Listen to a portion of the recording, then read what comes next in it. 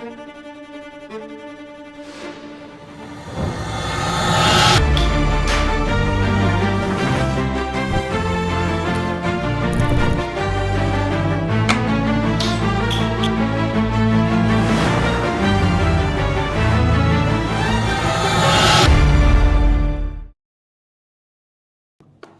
à tous, salut à toutes, bienvenue dans la Boussole Podcast. Aujourd'hui, nous recevons un invité de marque. Il est candidat à l'élection présidentielle de 2025. Il a accepté de nous faire honneur aujourd'hui et c'est avec beaucoup de plaisir que nous le recevons. Monsieur Kaston Ateki est notre invité.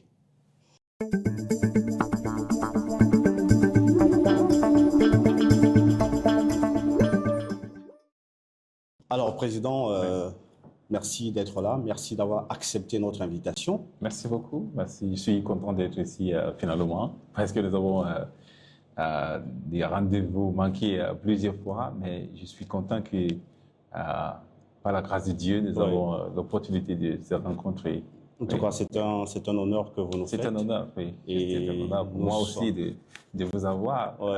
Merci. Écouter ma vision. Pour nous savons que dans ce contexte préélectoral, vous avez un agenda très chargé, malgré vos multiples occupations. Exactement. Vous avez tenu à être là. Donc, Exactement. nous vous disons infiniment merci. Merci beaucoup. Merci. Alors, d'entrée de jeu, Président, vous ne vous doutez pas qu'une bonne frange de la population ne vous connaît pas.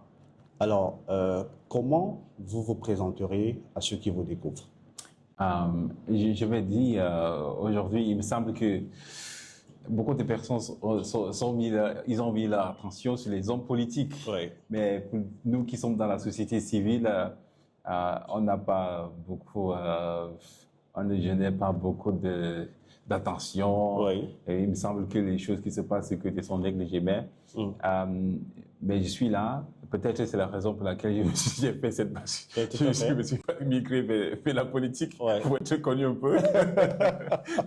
Non, mais ne nous dites pas que vous faites la politique pour être connu. Oui, non, en fait, non, parce qu'il me semble que ceux qui me disent souvent que je ne suis pas connu. Oui. Pourtant, j'ai œuvré dans la société civile pendant plus de 10 ans. Pendant plus de 10 ans. Et puis avec un impact palpable. Donc, mais pour dire qu'on ne me connaît pas, il me semble que c'est spécifiquement dans le terrain politique, c'est-à-dire quand on dit ça. Donc, je pense que tout ce que je peux dire par rapport à moi-même, c'est je suis Ateki Seta Kaston, je suis né à Bangui, dans le nord-ouest du Cameroun. D'accord. J'ai fait les études primaires dans cette zone de pays, et puis mon père était enseignant. D'ailleurs, il a voulu que tout le monde soit enseignant, mais c'est moi qui j'ai décidé de faire. De prendre une autre trajectoire. Oui, exactement. Et maintenant, je me suis trouvé dans cet espace de la société civile. Mais en fait, j'ai bien fait les études jusqu'à l'Université de Boya, puis l'IRIC au Cameroun, et puis Stanford University aux États-Unis. Et puis, je suis rentré au Cameroun. Actuellement, je suis le PhD en économie et économie politique. En fait, à notre dernière année pour compléter. Maintenant, pour ce qui concerne ma vie professionnelle, j'ai créé une organisation, j'ai fondé une organisation qui s'appelle NEW, c'est Network for Solidarity, Empowerment and Transformation for All. C'est une organisation de la société civile qui travaille sur la jeunesse au Cameroun. Les questions de leadership. Les questions de leadership, l'entrepreneuriat, le plaidoyer politique, la recherche, l'accompagnement des initiatives des jeunes. Donc, il y a ces travaux que j'ai menés pendant plus de 10 ans, parce que mon organisation est fondée en 2013. Et depuis lors, j'ai initié beaucoup de programmes en faveur de la jeunesse au Cameroun, y compris REPER, un programme qui s'appelle dans son nom entier, c'est Rebuilding Peace Through Actions with Inclusive Reach. C'est en français reconstruire la paix par le biais des actions inclusives et répandues. Ces programmes invitent les jeunes leaders de tous les dirigeants du Cameroun pour venir aux formations que nous organisons. Okay. Et puis, ils ont une obligation de rentrer dans les régions, leurs régions respectives, pour répliquer les formations. Donc, à la fin de chaque édition de ce programme, chaque année, nous touchons à peu près 1000 jeunes. Donc, et c'est un programme qui s'est passé pendant 10 ans, de manière consécutive. Donc, aujourd'hui, on peut dire plus de 10 000 jeunes au Cameroun qui ont été touchés par ce programme. Nous avons entamé des programmes de formation des journalistes. Aujourd'hui, c'est plus de 150 journalistes formés au Cameroun. Nous avons des programmes de... Quelques-uns, vous pouvez citer Oui, il y a des journalistes qui sont venus de plusieurs médias, y compris les télé, les presse écrite, la radio, partout, oui, partout. Donc, nous avons entamé un programme avec des communes au Cameroun, les communes qui sont dans 22 communes dans 6 régions, pour les former sur plusieurs thématiques qui sont très importantes pour les communes aujourd'hui. Les thématiques comme la coopération décentralisée, c'est une thématique qui permet en sorte que les communes peuvent nouer les partenariats avec d'autres communes pour combler les déficiences en ressources matérielles ou financières, ou même en ressources techniques. Maintenant, nous avons formé les communes sur ces différents aspects. Le marketing territorial, comment vendre votre commune. Président, permettez-moi de vous couper, nous allons y revenir. Oui. Nous aurons l'occasion de parler des actions que vous menez au quotidien. Oui. Mais avant, je souhaiterais que vous nous dites quel est votre état d'esprit, parce que nous nous acheminons vers la date de l'élection présidentielle. Nous sommes pratiquement à moins de 2 mois de l'échéance présidentielle. Quel est votre état d'esprit aujourd'hui? Je pense que je suis optimiste. Actuellement, quand je regarde l'avenir, je suis de plus en plus confiant de ce qui va se passer. Moi, je pense que selon ce que j'ai vu, parce que je viens de faire une tournée à Bamenda et à Buea. D'accord. J'ai rencontré des personnes qui m'ont accueilli avec beaucoup en fait, il y avait cette chaleureux... beaucoup de convivialité. Oui, exactement. Maintenant, ça m'a donné un peu de sens. En fait, j'ai ce sentiment que j'ai vraiment des personnes qui me soutiennent. Donc, c'est sur cette base que moi, je vais de l'avant pour dire, je suis confiant. Je suis confiant dans ce qui va se passer. D'accord. Nous pensons que si nous continuons avec cet élan qui a été généré de Bamenda à Buea, et si nous continuons avec ça dans d'autres parties du pays, je pense que nous pouvons aller jusqu'à gagner. Super. Oui. Alors, Président, dites-nous, où est-ce que vous vous voyez au lendemain du 12 octobre? Moi, je pense que c'est une question très intéressante, mais je pense que nous entrons dans cette course pour gagner. Oui. Donc, je pense que après le 12 octobre, nous, en fait, on aura déjà fait tout ce qui est possible de faire pour gagner. Oui. Oui. Donc, je pense qu'à ces moments-là, on va évaluer l'action pour voir si nous avions été efficaces pour voir. Mais je suis confiant que les Camerounais vont nous soutenir et que nous allons gagner. Ouais. Justement, à la suite de vos propos, les Camerounais vont vous soutenir. Mais récemment, nous avons lancé un sondage autour des candidatures des 4 jeunes, y compris Hiram, Matomba, Kabralibi, Ivo, Caston et Ateki. Donc, il était question pour les internautes d'évaluer le candidat qui influence le plus la jeunesse camerounaise, et les critères étaient... Quels étaient les critères? Les critères, justement, c'était la présence sur Internet. Mais vous savez que ça, c'est pas tout. Oui, c'est pas tout. Ça, c'est un critère, la présence sur Internet, l'utilisation des médias. Oui. Donc, aujourd'hui, vous écumez les plateaux, ça, c'est déjà bien. Il y avait également la capacité à mobiliser des jeunes et les communautés. Oui. Et enfin, la personnalité qui serait capable d'incarner le changement. Oui. Alors, Monsieur Ateki Gaston, quel est le plan que vous avez pour la jeunesse? Vous avez eu des résultats de ce sondage? Pas Bon, encore. le sondage poursuit son bonhomme de chemin. D'accord. Voilà, Mais c'est très important, les initiatives comme ça. Mais je dis aujourd'hui, parce que le processus n'a pas encore trop avancé. Atteint sa vitesse de croisière. Oui. Donc, je pense que les résultats, au fur et à mesure, il faut changer. Parce que de plus en plus, il y a des choses qui changent sur le terrain. Moi, je viens de faire une tournée à Bamenda et à Buea, mais vous avez vu, c'était cet engouement qui était de ce côté-là. Je pense que... Là, c'est la jeunesse. Vous vous déployez facilement parce que vous êtes encore debout. Et, donc, nous apprécions. Oui, oui. En fait, aujourd'hui, moi, je pense que j'ai œuvré principalement pour la jeunesse au Cameroun. Principalement.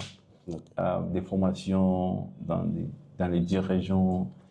Les journalistes, c'était les jeunes la plupart.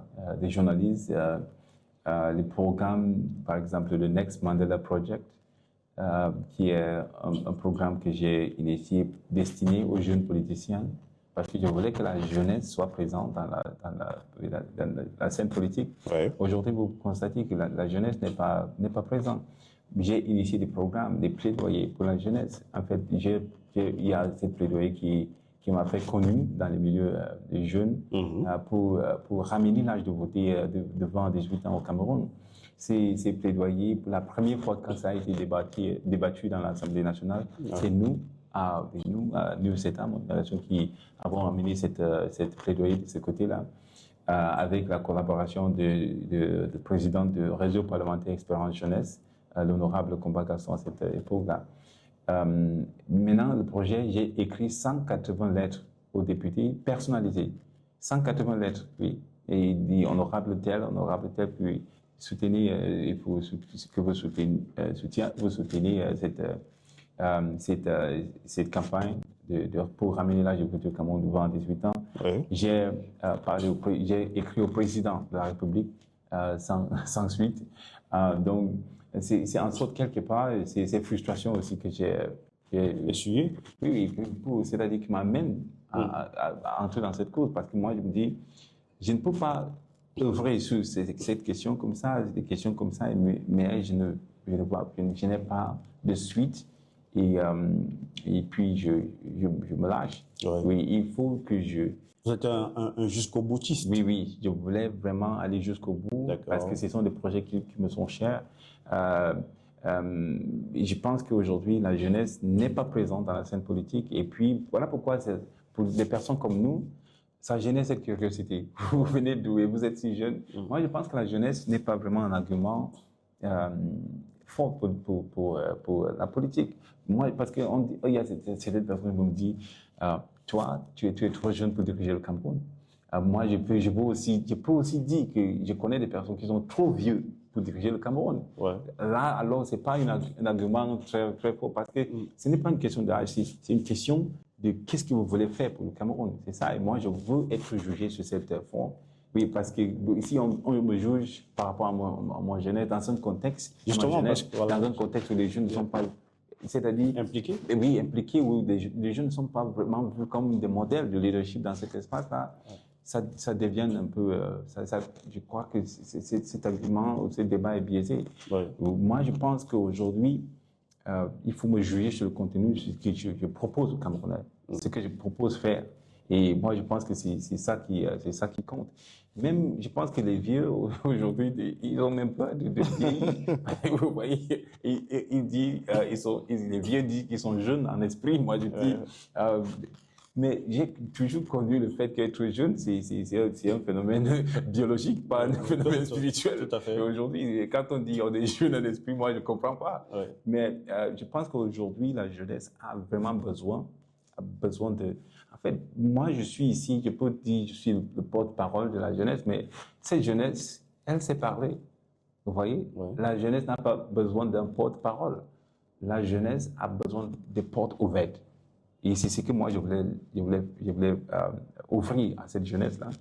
Oui, par des plaidoyers comme ça, mais aussi par des initiatives de création des emplois. Nous avons un taux de chômage au Cameroun si élevé, le sous-emploi aussi si élevé, et ça touche principalement la jeunesse, ceux qui sortent de l'école avec des diplômes, mais qui se trouvent dans des situations sans emploi.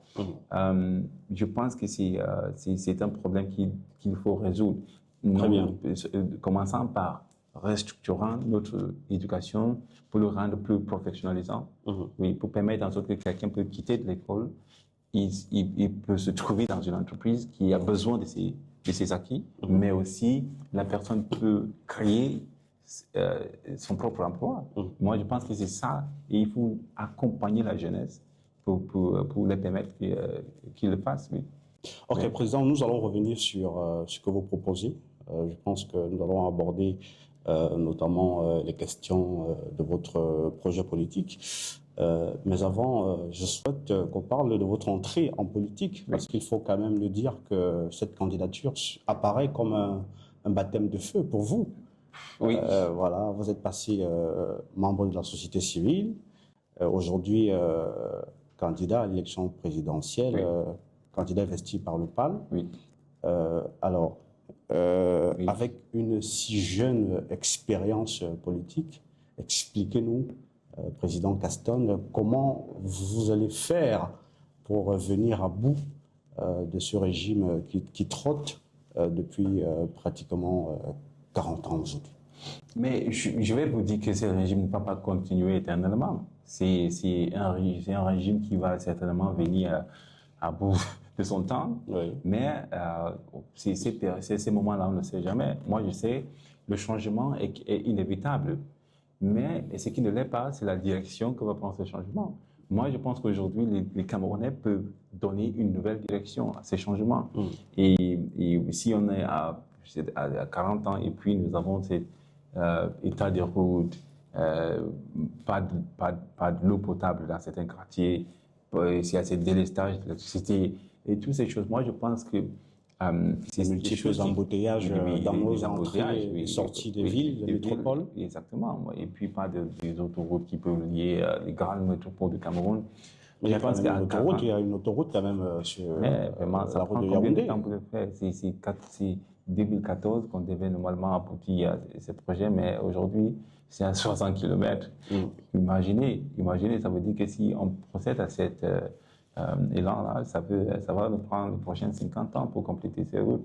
Moi, je pense que ce n'est pas comme ça. La gouvernance est responsive.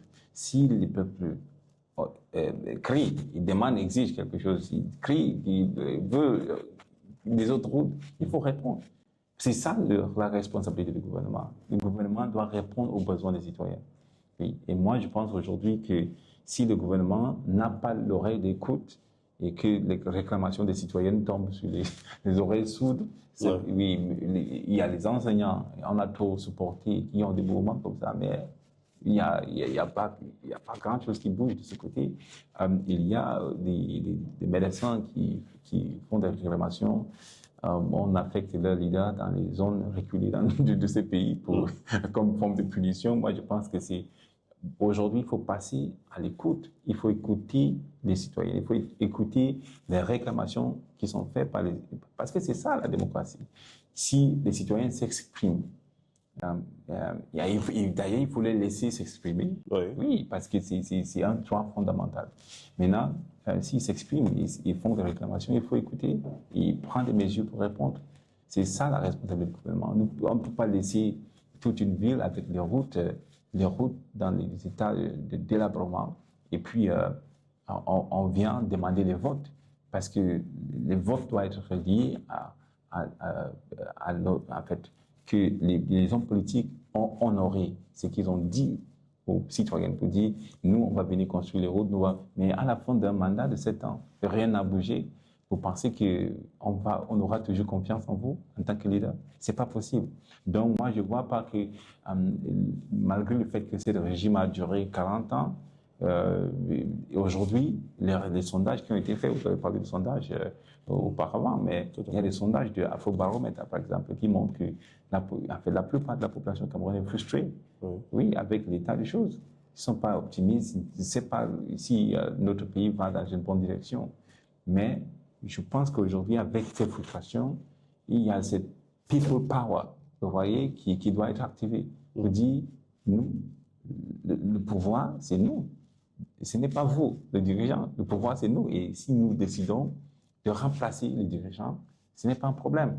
Oui, et moi, je ne vois pas comment c'est difficile pour nous, les Camerounais, qui sont si frustrés, qui sont si mécontents, qui sont si déshonorés. En fait, il y a cette méprise vis-à-vis de la population parce que laisser les citoyens rouler sur ces types de route, c'est du manque de respect. Laisser les citoyens ne pas avoir accès de l'eau et couper de l'électricité d'ici, c'est-à-dire tout le temps, c'est le manque de respect. Et je pense qu'aujourd'hui, un gouvernement doit respecter ses citoyens, honorer ses engagements. Et c'est ce que chaque leader qui est responsable doit faire. Mais aujourd'hui, si nous regardons nos routes, regardons toutes ces choses, la crise au Nosso, la crise Boko Haram, toutes ces choses, et il n'y a pas de solution durable. Mais qu'est-ce qui nous amène à laisser ces dirigeants continuer avec ce type de gouvernance qui est une gouvernance, une mauvaise gouvernance? Qu'est-ce qui t'amène à penser que les citoyens camerounais n'ont pas les yeux pour voir eux-mêmes qu'ils doivent changer les choses? C'est sur cette interrogation que nous allons mettre un terme à cette première partie de notre entretien. La suite, c'est juste après la transition.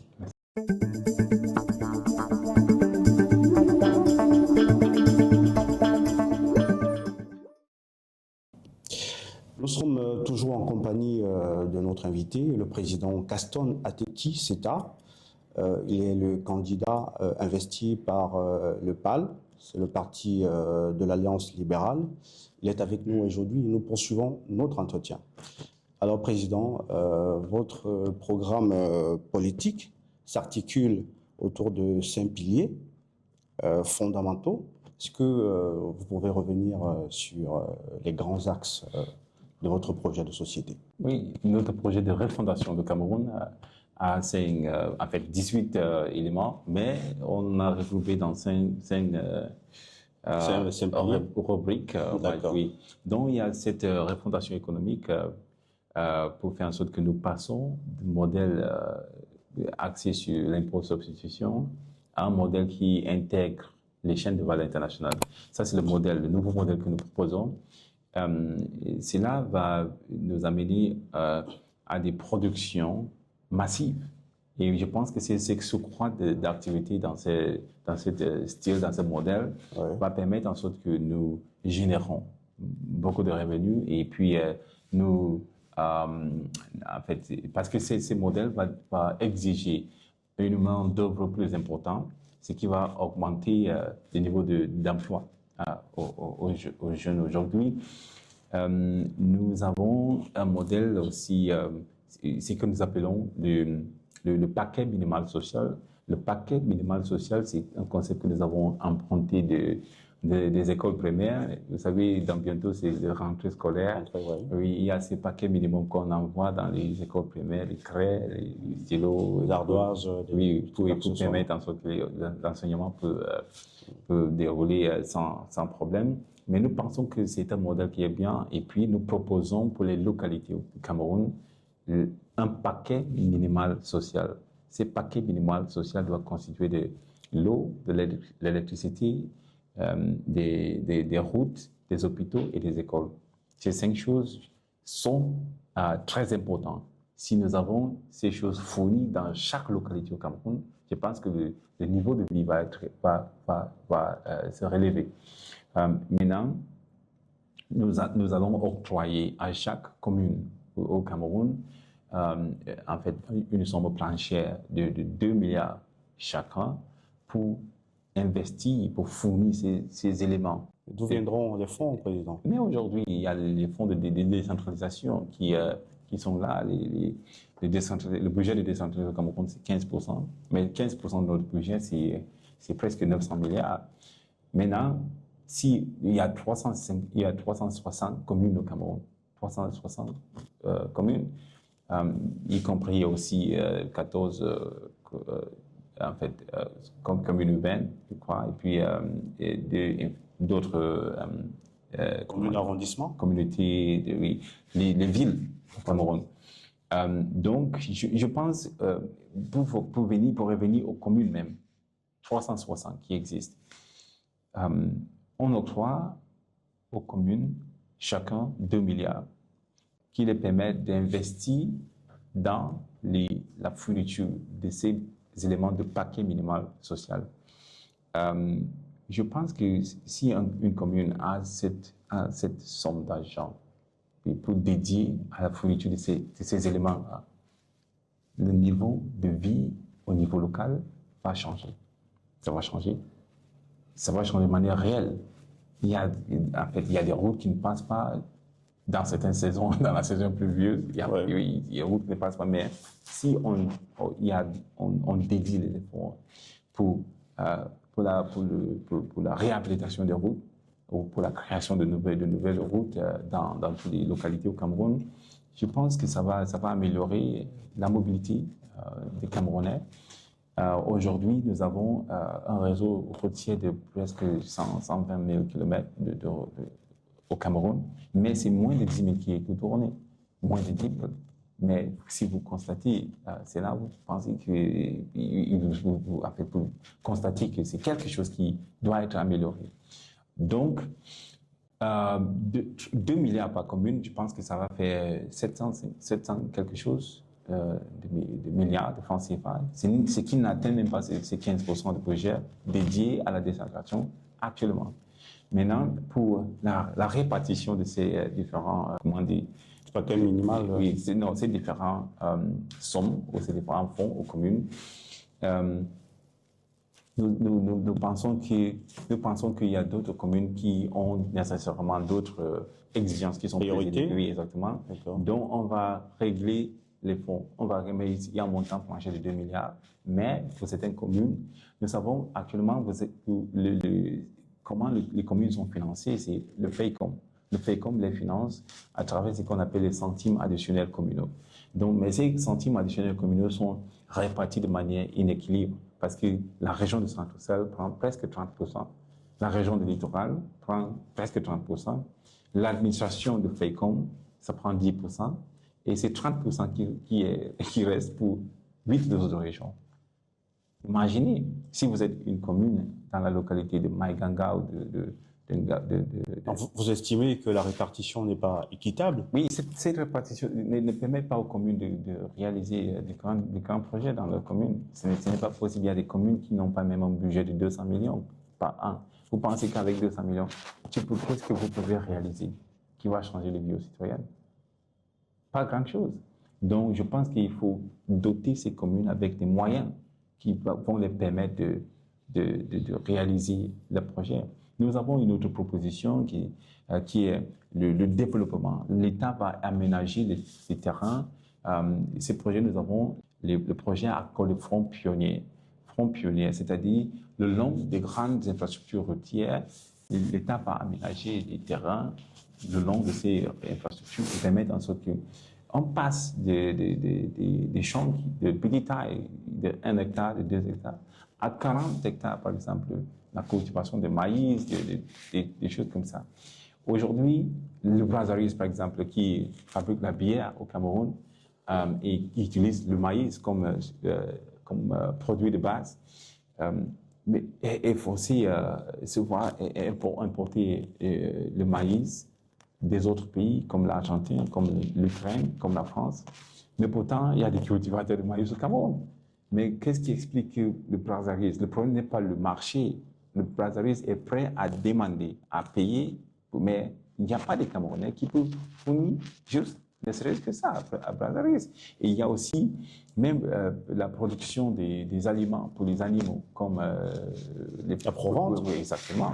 Pour les poules, pour ceux qui ont des poulaillers, vous voyez, c'est à la base des maïs qu'on fabrique ces différents aliments.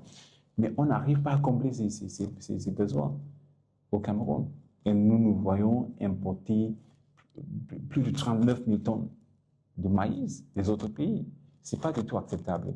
Donc, il faut passer à la production massive, production de grande taille qui peut vraiment combler à nos besoins au Cameroun.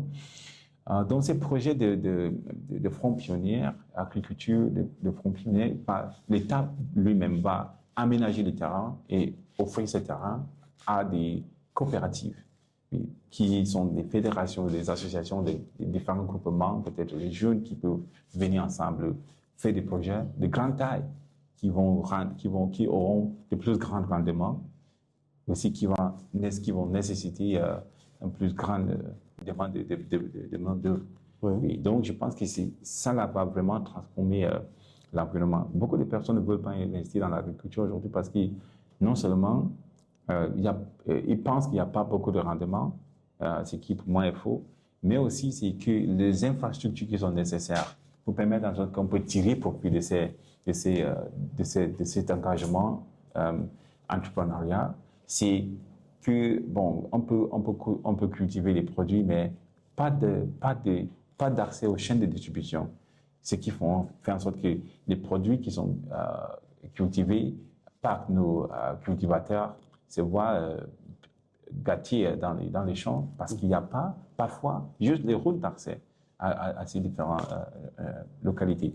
Donc, nous pensons qu'investir aussi dans les infrastructures qui permettent en sorte qu'on peut transporter facilement les biens vers les marchés, ça va être critique pour les agriculteurs. Ouais. Et aussi développer l'agro-industrie pour permettre en sorte qu'on peut transformer ces produits pour faire en sorte que ce soit des produits qui peuvent être préservés pendant longtemps. Si on transforme le manioc en farine de manioc, ça va préserver cette manioc pour de plus longtemps et puis permettre en sorte qu'on peut toujours avoir de rendement sur les investissements si on décide d'investir de ce côté. Donc, les initiatives comme ça du côté économique sont nous allons créer des pépinières dans tous les dirigeants. Ces pépinières vont être là où les jeunes entrepreneurs vont être identifiés, parce que c'est pas tout le monde qui est entrepreneur. Être entrepreneur, c'est dit, nous prenons le risque. Mais nous allons identifier des entrepreneurs dans tous les dirigeants qui vont être invités ou en fait qui vont être accompagnés par ces pépinières. On va les montrer comment on développe un business. Quelles sont les conditions qu'il faudra remplir il faut avoir un projet. Il faut avoir un projet, je pense. Si vous regardez ce qui se passe ailleurs, en fait, j'ai vu un exemple. C'est vrai que c'est un exemple d'un pays développé. En France, par exemple, j'ai vu qu'ils ont Station F. Station F, c'est une initiative qui met ensemble 1500 entrepreneurs. Ils ont des idées. J'ai vu des chaussures imprimées par un imprimant 3D, des chaussures parce qu'il y a un entrepreneur qui a parlé avec les athlètes qui font des courses de longue distance et ils trouvent que quand ils font ces courses, il y a des problèmes de pieds et tout ça. Et puis, il a développé des chaussures qui peuvent répondre à leurs besoins. Il a imprimé, il y a des modèles comme ça que j'ai vu à Station F, des initiatives comme ça, les jeunes qui ont des idées comme ça. Mais à Station F, c'est les jeunes entrepreneurs qui sont là, il y a les banques qui sont là, il y a les bureaux de gouvernement qui sont là. Les bureaux de gouvernement sont là pour voir quelle dimension de politique qu'ils peuvent développer pour inciter beaucoup plus d'innovation. Il y a les banques qui sont là quand ils voient des jeunes qui ont des bons projets. Il y a des sponsors qui peuvent adopter à la fois et il y a des entrepreneurs. Si vous n'avez votre idée n'est pas vendable, on te chasse. C'est-à-dire, c'est quelque chose que vous ne venez pas perdre pour C'est une initiative qui vise également à encourager la compétitivité. On peut répliquer ces modèles dans tous les dirigeants. On dit, on identifie les entrepreneurs, on les forme sur différents aspects de marketing, développer un business plan, faire l'analyse de marché, toutes ces choses. Ce sont des choses qui font en sorte que les business ne durent pas 1 an, 2 ans au Cameroun. En fait, la plupart des business que les jeunes ont créés, il y a un rapport qui a été produit par Dennis Foundation qui montre que la plupart des entreprises créées par des jeunes, ces entreprises... 3 à 5 ans, durée de vie maximum. Et maximum. Mais tu poses la question, qu'est-ce qui fait problème? C'est parce que parfois, il n'y a pas... d'accompagnement? Oui, les entreprises sont créées par nécessité. C'est-à-dire, un jeune finit l'école, il n'a rien à faire au quartier, il décide de créer quelque chose pour dire je veux juste passer mon temps. Et puis après, il n'est pas sérieux avec ces choses et puis ça ne dure pas. Et aujourd'hui, il faut vraiment accompagner ces jeunes pour qu'ils puissent développer de manière durable leurs initiatives en comprenant, faisant une bonne analyse de marché, développer de bons plans de business et avoir des bons accompagnements. C'est-à-dire, on peut faire venir des investisseurs pour ceux qui sont intéressés aux idées générées par ces pépinières vont les accompagner. Et le gouvernement doit adopter une loi aujourd'hui, c'est une loi de start-up, les start-up laws. Ça n'existe pas au Cameroun. Une loi qui va réguler comment les start-up se créent au Cameroun et puis comment on peut les accompagner. Ces lois n'existent pas. Je pense que c'est une des premières lois que je vais adopter si je suis le président pour favoriser la création du business par la jeunesse. Il y a aussi une autre loi que j'ai déjà proposée parce que quand je vous dis que je fais dans le plaidoyer politique, c'est que je formule les politiques sur plusieurs questions. Aujourd'hui, je crois que c'est il y a 4 semaines, 5 semaines, où j'ai développé une loi sur l'accès à l'information au Cameroun. Vous connaissez combien cette loi est si importante pour les personnes comme vous. Si vous allez dans les entités publiques pour demander certaines informations, on va vous dire, on n'a pas ces informations-là, allez ailleurs chercher. Mais cet ailleurs-là, on ne vous dit pas là où exactement. Si on peut trouver ces informations, moi je dis, aujourd'hui, ça doit être obligatoire que ces informations soient fournies au requérant. Ceux qui viennent requérir l'information auprès des institutions gouvernementales doit avoir accès à cette information, pourvu que cette information n'est pas exempte ou n'est pas classifiée ou n'est pas confidentielle. Oui, c'est ça, parce que il y a cette opacité qui caractérise notre gouvernance, qui doit venir à son fin. Et maintenant, nous pensons que, en fait, c'est une des lois que je vais adopter une fois, oui, parce que c'est prêt. Déjà, c'est prêt. Cette loi est prête. Oui, tout ce qu'il faut, c'est d'adopter. Une fois, en fait, le 13, en fait, juste après l'installation, je vais adopter ces lois. Premier jour après l'installation. Premier jour. On va dire que c'est le premier chantier sur lequel vous allez... Oui, parce que c'est déjà prêt. Il n'y a plus rien qui peut m'empêcher de ne pas adopter ces lois. Parce que j'ai travaillé déjà avec les députés. Il y a ce groupe de travail qui a été créé. Vous avez travaillé avec quels députés? Il y a plus de 10 députés qui sont venus à cette séance d'échange. Et puis, après cette séance d'échange, ils m'ont lié avec un député qui est dans la commission des lois à l'Assemblée nationale. On a travaillé encore pour structurer la loi. Maintenant, la loi est prête. C'est juste une affaire de valider. Vous le dites en exclusivité sur cette plateforme ou alors vous l'avez dit ailleurs? Oui, non, j'ai dit ailleurs. En fait, c'est une loi qui existe. Moi, je peux vous montrer, si vous voulez, des copies. Oui. Loi sur l'accès à l'information au Cameroun, qui est le résultat d'une recherche qu'on a menée, recherche nationale sur l'étendue du Cameroun. Donc, c'est des choses très sérieuses. Là, c'est à féliciter, le président. Oui, je vous dis, c'est déjà prêt. Si je suis élu, moi, je vais passer ces lois. Premier jour. Et pour faciliter votre travail en tant que journaliste, je pense que c'est quelque chose qui est très important pour vous, pour briser cette opacité qui caractérise notre style de gouvernance au Cameroun. Il faut de la transparence. Et justement, vous parlez de gouvernance. Comment jugez-vous la gouvernance actuelle Mais qu'est-ce que vous voulez que je dise? Vous, les citoyens, vous pouvez mieux vous exprimer sur ces affaires que moi, parce que le quotidien des Camerounais est difficile. Oui, c'est-à-dire des choses, malgré le côté que vous regardez, c'est très difficile. Même juste pour rouler dans la ville, ces droits-là. L'état des routes, moi, je pense que je vais aller au garage après avoir les nids de poules. C'est des nids de poules partout. C'est de l'eau potable qui n'est pas disponible. Je sais pas, il y a des délestages partout et tous les jours. Il y a, l'autre jour, je faisais ma présentation à Bamenda. En pleine présentation, on a coupé la lumière. Imaginez donc. C'était très difficile. On ne peut pas, c'est-à-dire, on a droit à vivre en fait, une vie qui est plus meilleure que ça.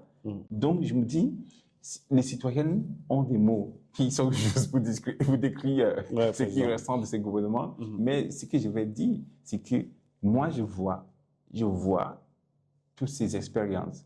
Je constate que ces expériences ne sont pas bonnes et que moi, je suis là pour donner une alternative, une meilleure solution à ça. C'est ça, moi, je pense que si on est dans la gouvernance et on n'est pas responsif, on n'est pas sensible aux réclamations des citoyennes, moi, je pense que c'est pas, on n'a pas lieu de gouverner. Même si on dit nous sommes jeunes, et puis, moi, est-ce que c'est ça l'expérience? Quand on dit vous n'avez pas d'expérience, moi, je dis regardez où 40 ans d'expérience nous a amené. 40 ans de l'expérience, avec des gens qui ont commencé, qui ont entré dans le gouvernement à 29 ans, 28 ans. Oui, il y a certaines personnes qui sont candidats aujourd'hui. Vous estimez qu'ils ont déjà tout donné et qu'ils doivent aller se reposer? Premier ministre au Cameroun, 38 ans, et aujourd'hui, ils sont presque 80 ans. Travaillant, comme c'est quel genre de travail qu'on ne voit pas des résultats et qu'on veut insister à continuer de travailler. Moi, je pense même il y a certaines reposes qui se Si vous êtes élu président, votre gouvernement je ne compte pas durer au gouvernement 40 ans. Je ne vais pas, c'est un engagement que je veux prendre devant les Camerounais. Je ne me vois pas quelqu'un qui va venir durer 40 ans comme les autres ont fait. Et puis, ils ont l'âge de 95 ans ou 83 ans. Ils ne veulent pas rentrer au village pour reposer avec leur petit-fils. Ce n'est pas comme ça. Les Camerounais, il y a d'autres Camerounais qui veulent travailler comme moi. Moi, je suis motivé par le travail. Je veux travailler pour vous, pour les Camerounais. C'est ça. Maintenant, si d'autres personnes veulent encore travailler plus de 40 ans, mais moi, je ne sais pas quel travail vous travaillez. Parce que on ne voit pas de résultats. Plutôt, c'est la dégradation de nos routes. C'est vraiment la guerre qui persiste. Pendant 8 ans, on n'arrive pas à résoudre cette crise. Mais c'est quel type d'expérience dont on parle? C'est quel type d'expérience? Moi, cet argument d'expérience, c'est un argument qui est faux au Cameroun aujourd'hui.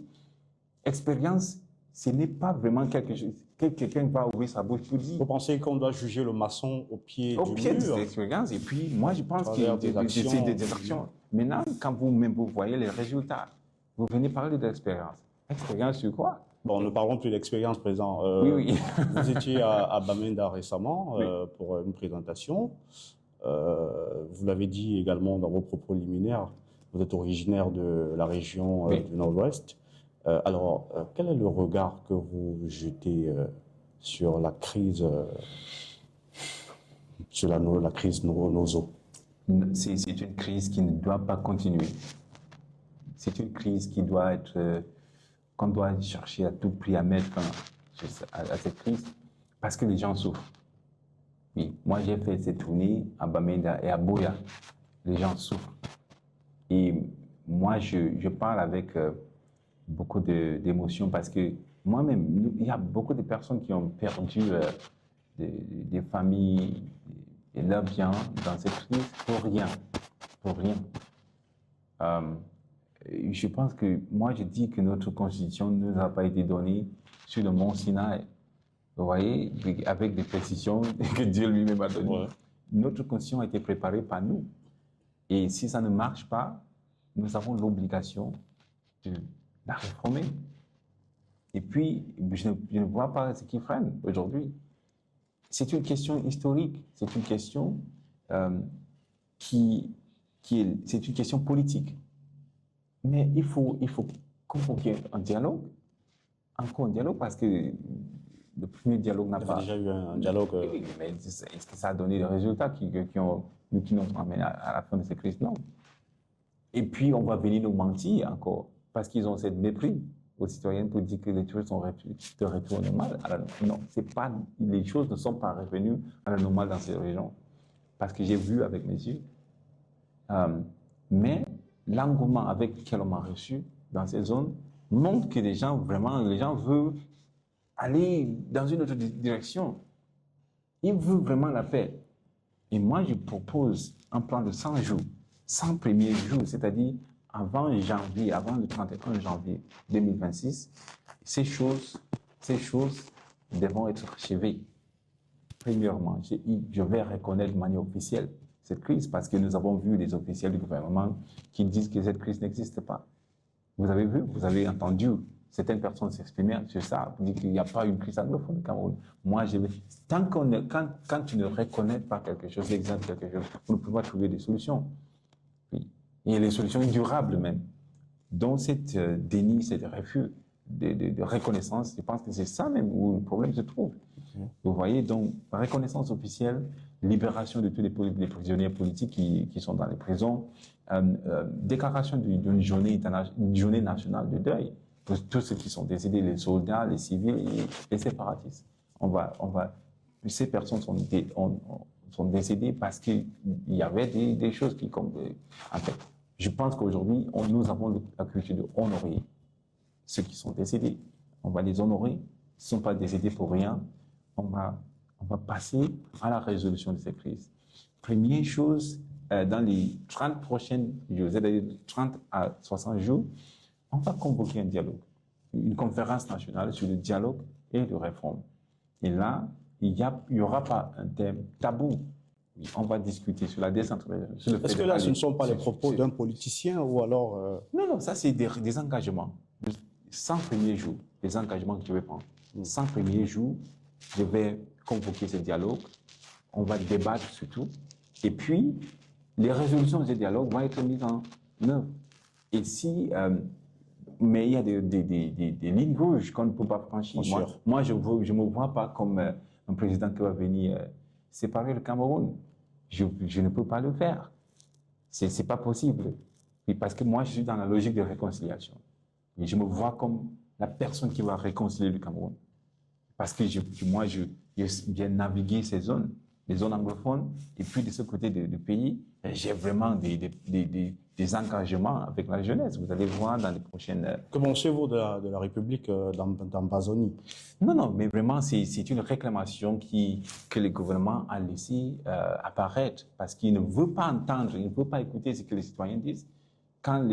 C'est une réclamation coopérative qui a commencé avec les enseignants et les avocats. Mais on ne veut pas écouter. Aujourd'hui, les choses se sont empirées. Vous voyez, maintenant, il y a ce type de réclamations qui apparaissent. Mais faute à qui? Est-ce que vous pensez, Président, qu'on devrait faire le chantage à l'État? Non, ce n'est pas pour faire le chantage à l'État. L'État, c'est qui? L'État, c'est nous. L'État, ce n'est pas certaines personnes. L'État, c'est nous. Et ces personnes que nous mettons là-bas doivent travailler pour nous. Ils doivent travailler. C'est nous leur première responsabilité. Ce n'est pas l'inverse. Ce n'est pas à eux quand on dit l'État, en fait, la légitimité de l'État vient du peuple. Si le peuple décide que c'est comme ça, et l'État et ceux qui nous représentent ne veulent pas entendre, on va les débouter.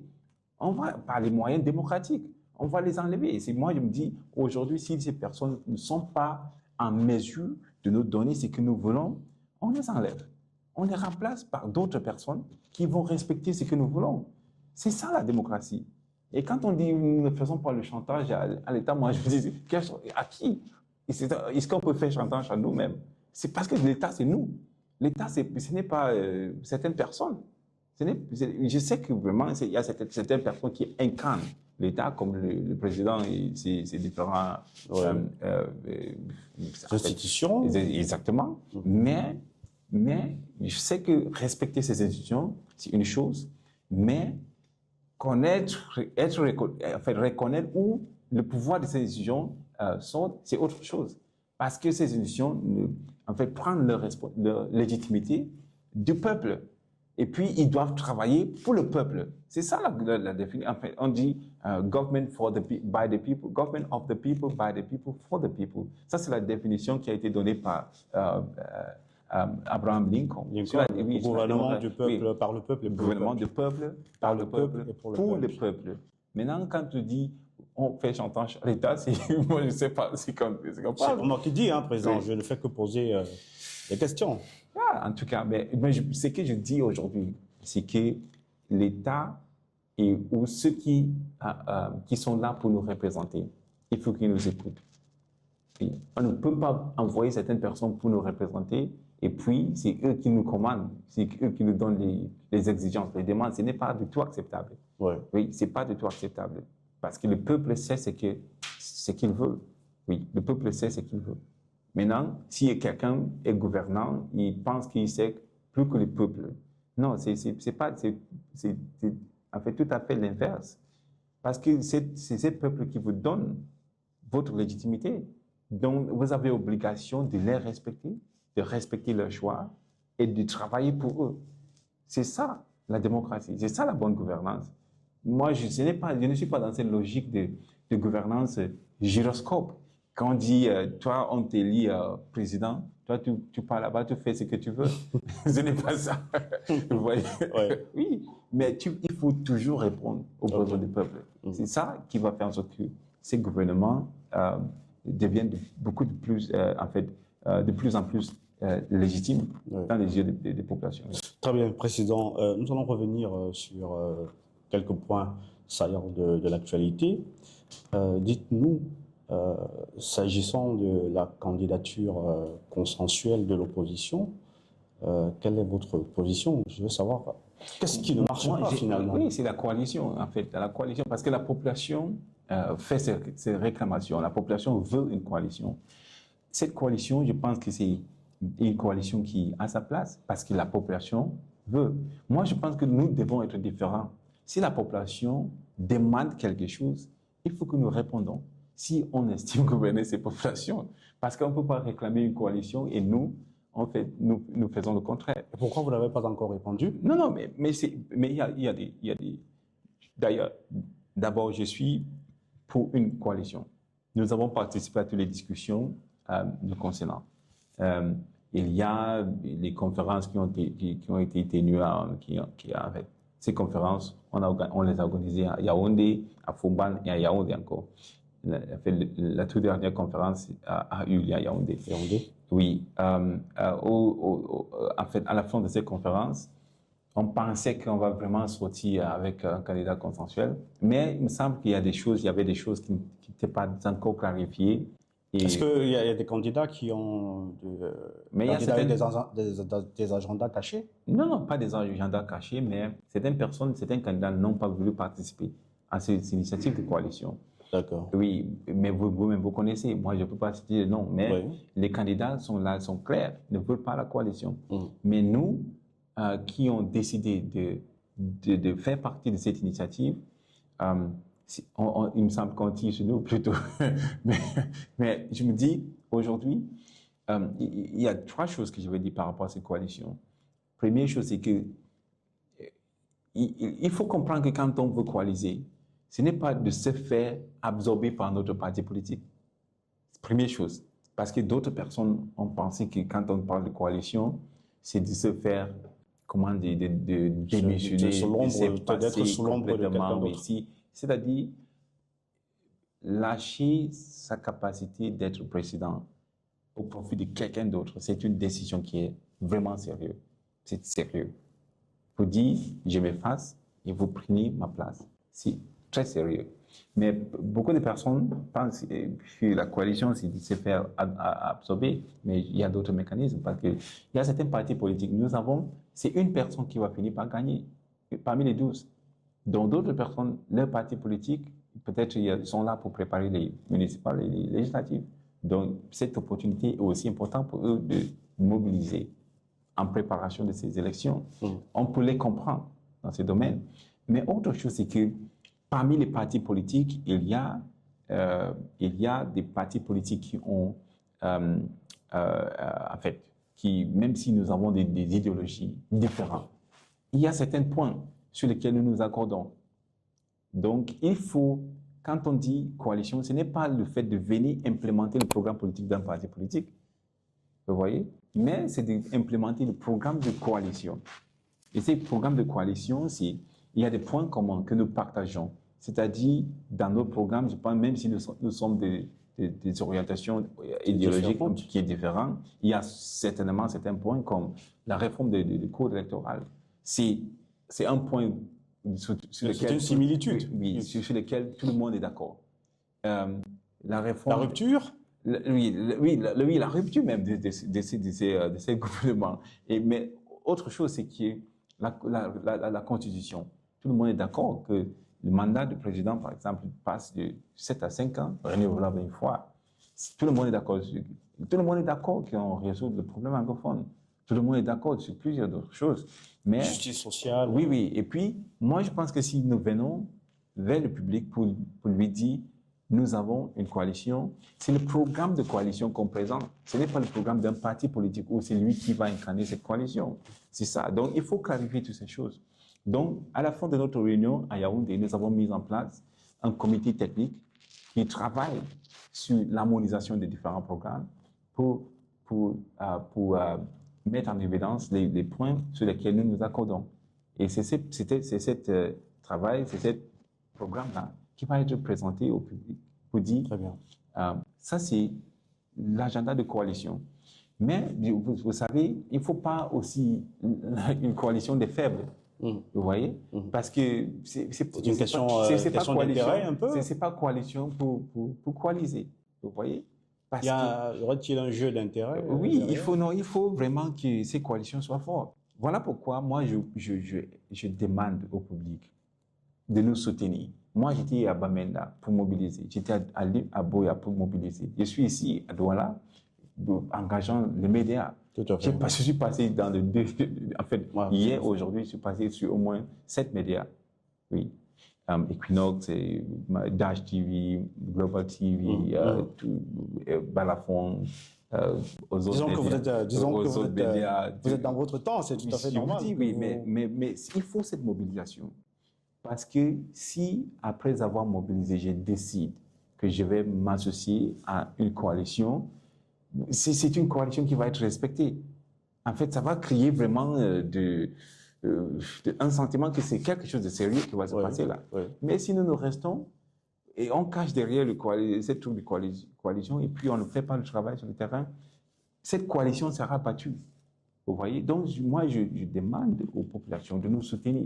C'est parmi nous qui sont en train de mobiliser sur le terrain. Parce que si nous mobilisons et puis nous nous joignons à une coalition, je pense que ça va vraiment être une coalition qui est forte. Autre dernière chose que je vais dire, c'est que moi, je demande une coalition des citoyens aussi. Ce n'est pas seulement une coalition des candidats. Parce que si nous nous coalisons et les citoyens viennent en rang dispersé, ça ne vaut pas la peine. Ça ne vaut pas la peine. Donc, il y a cette coalition tandem, c'est-à-dire les citoyens coalisent eux-mêmes. C'est-à-dire qu'ils décident que le 12 octobre, nous, on va apporter le changement qu'il faut pour ce pays. Et le candidat aussi se coalise pour dire, nous, on vous joint à cette initiative et puis le 12 octobre, le changement viendra au Cameroun facilement. Vous voyez, donc je dis à tout le monde que la coalition est bonne pour ce pays parce que ça a plus de possibilités de nous amener vers la victoire, tant souhaité par les Camerounais. C'est une bonne chose. Très bien, Président. Nous arrivons au terme de cet entretien. Je vais vous poser la dernière question. Avant le mot que vous aurez envoyé à l'endroit du peuple camerounais, dites-nous comment vous avez vécu le rejet de la candidature du professeur Maurice Kamto par le Conseil constitutionnel. Nous, on a fait une sortie sur ce rejet. Mon parti politique a pris position. Si vous voulez. Oui, le PAL l'a condamné, ce qu'ils ont constaté comme injustice qui vient de nos instances de justice. Moi, je pense qu'aujourd'hui, la justice, quand la justice est faite, il faut que cette justice soit faite et perçue par le public, d'être faite. Maintenant, s'il y a cette perception qu'il y avait une sorte d'injustice par rapport à sa candidature, moi, je pense qu'il faut vraiment regarder avec un nouveau regard notre système de justice au Cameroun et pour faire en sorte que la justice est rendue et perçue comme rendue. Parce que chaque citoyen au Cameroun a le droit de participer dans les instances de gouvernance. Chaque citoyen. Mais il semble que la loi est tournée contre certains citoyens qui ont des grandes ambitions, qui aspirent à gouverner le Cameroun, je pense que ça crée des frustrations non seulement à ces personnes, mais aussi à ses supporters, à ses militants. Donc, mais ce qui a été aussi choquant, c'est que certaines personnes qui sont venues assister à cette audience ont été arrêtées et mises en prison. Moi, je demande leur libération. parce que la participation aux séances comme ça est importante. C'est le droit d'un citoyen d'assister à des séances publiques comme ça. Ces séances étaient ouvertes. Oui. Ce n'étaient pas des séances à huis clos. C'était des séances ouvertes que tout le monde peut y assister et attraper certaines personnes et les mettre en prison. Je pense que ce n'est pas du tout acceptable. Et moi, je pense qu'aujourd'hui, il faut donner une bonne image du Cameroun. Nous avons déjà trop assez de problèmes. Il ne faut pas continuer à ajouter sur ces problèmes les apparences de mauvaise gouvernance, les apparences des systèmes qui ne fonctionnent pas. Et donc, je pense que ça mais même si on exclut certaines personnes de ces listes, comme, en fait, comme le professeur Maurice Kamto et d'autres personnes qui ont été en fait, écratées par l'ELECAM ou le Conseil constitutionnel, ces personnes ont toujours leur mot à dire dans l'espace politique, même s'ils ne sont pas candidats. Je pense qu'il y a certaines personnes qui ont leur mot à dire. Et moi, je pense qu'aujourd'hui, il faut, pour moi, non seulement demander à ces personnes de continuer à jouer leur rôle en tant que politiciens. Oui. Oui, ce n'est pas la fin quand on dit votre candidature n'a pas été acceptée par le Conseil constitutionnel. Ce n'est pas la fin de votre engagement politique. Oui, certaines personnes pensent comme ça, mais je pense que...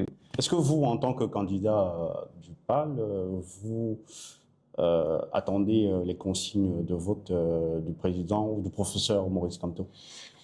Je ne sais pas. En fait, actuellement, moi, je suis prêt à engager tout le monde. En fait, je suis prêt à engager tout le monde qui peut vraiment nous faire en sorte que on sort de cette misère. Moi, je suis prêt à aller vers les acteurs, la société civile qui est là. C'est-à-dire, moi, je sors même de cette...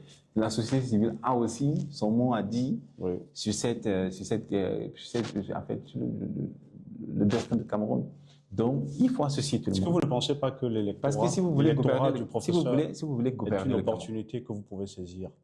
Si vous voulez gouverner le Cameroun, il faut savoir parler à tout le monde. C'est ça. Donc, moi, je vais parler à tout le monde, pour permettre en sorte que nous sortons avec quelque chose qui reflète la grande volonté des Camerounais. C'est ça. Parce que moi, je ne suis pas un président des opposants. Oui, je suis président du Cameroun. Je veux être président du Cameroun. Vous voyez, donc, parler à tout le monde, c'est un principe qui est très important. Ok, merci.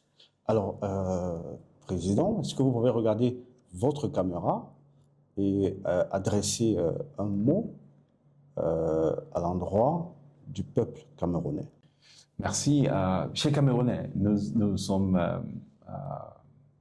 en fait au chemin croisé. Nous sommes à une période de notre trajectoire, notre histoire camerounaise, très, très important.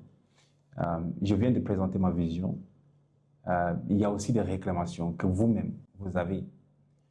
Vous savez, ces choses que je viens de vous présenter, y compris vos réclamations vous-même, ces choses, personne ne va nous donner. Ces choses, on doit les gagner. On doit gagner ces choses à travers les jeunes. Donc, je vous demande sincèrement de soutenir les efforts que nous menons sur le terrain et d'assurer que le 12 octobre 2025, nous sortons massivement pour nous donner les victoires tant souhaitées par les Camerounais. Donc, je vous attends tous le 12 octobre parce que à cette date-là, nous allons chanter une nouvelle chanson pour le Cameroun, une chanson de victoire. Merci beaucoup et je compte beaucoup plus sur vous. Merci. Alors, Président, merci d'avoir accepté cette interview. Merci beaucoup. Merci beaucoup, monsieur.